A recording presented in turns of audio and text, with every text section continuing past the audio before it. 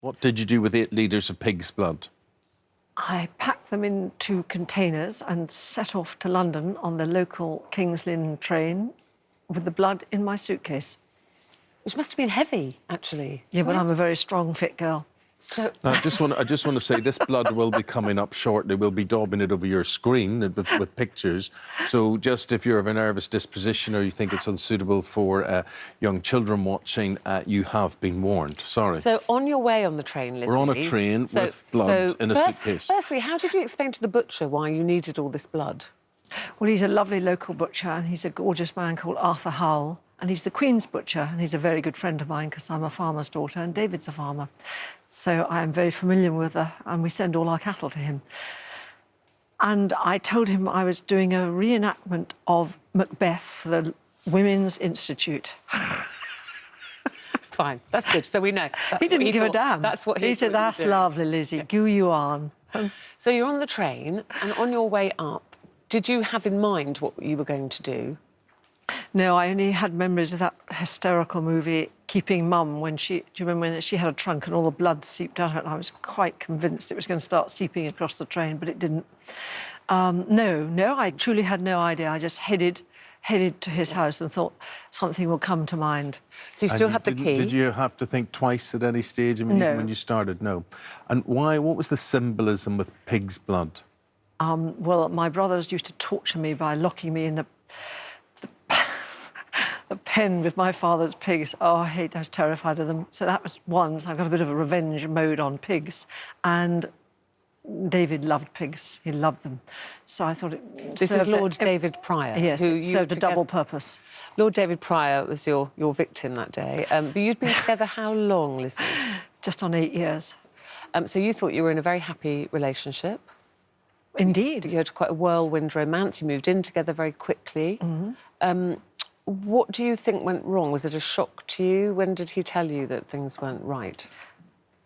Well, it's a bit of a tricky one. I came back from Africa. I spent a lot of time in Africa, where my love of my soul and my heart are. And he just took me out to dinner. And I thought, for an exciting moment, it might be betrothal. But it was not to be. He said he was very busy as we set into the croissant, whatever we were eating. I can't remember. I can't remember anything, to be honest. And he said, no, I'm too busy now. I can't have a relationship anymore. And he said, I'm going to pay for your ticket back to Africa. I have to admit, I think for once in my life, I was completely lost for words. And very hurt?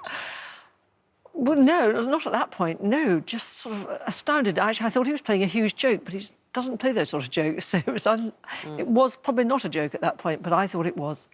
OK, well, you suspected him of cheating, you accused him of cheating, you say you walked in on him cheating, and we're now going to look at the repercussions, and I want you to tell me, you know, when you did this and how you did this and why you did this again. So here are this is blood, and these are various rooms within the house that you've daubed. I mean, that it's pretty shocking, pretty sickening. Gruesome, doesn't it? If you came home to that, it'd be quite frightening. No, the police got there before him because the poor next-door neighbour was absolutely terrified because it leaked all across the street. So he came home and it was sort of all go and blue lights and drama. But I'd gone happily singing down the street to myself, gone home on the train again. While you were doing that, Lizzie, what were you feeling? Did it feel good? Were you scared that somebody was going to catch you? Did you think this is wrong, but you just couldn't stop yourself? What was going through your mind? I'll be honest, it was absolutely hilarious. I turned on Birdie and Puff Adder and danced around the room with my paintbrush. But I think I was probably a bit mad at the time. Have you and he spoken since then? No. No? No. Mm-hmm. Well, you pleaded guilty to criminal damage. You got 120 hours community service, a fine and a restraining order. Now that's all happened to you, was it worth it, or are you feeling any remorse? Well, remorse for my poor children who say I'm an absolute mad monster, but actually, personally, no remorse, no. So that expression, revenge, is sweet. Did it feel sweet? Did you believe that? Yes. Afraid so. You know, some deeds require action, and this one did. his action, not mine.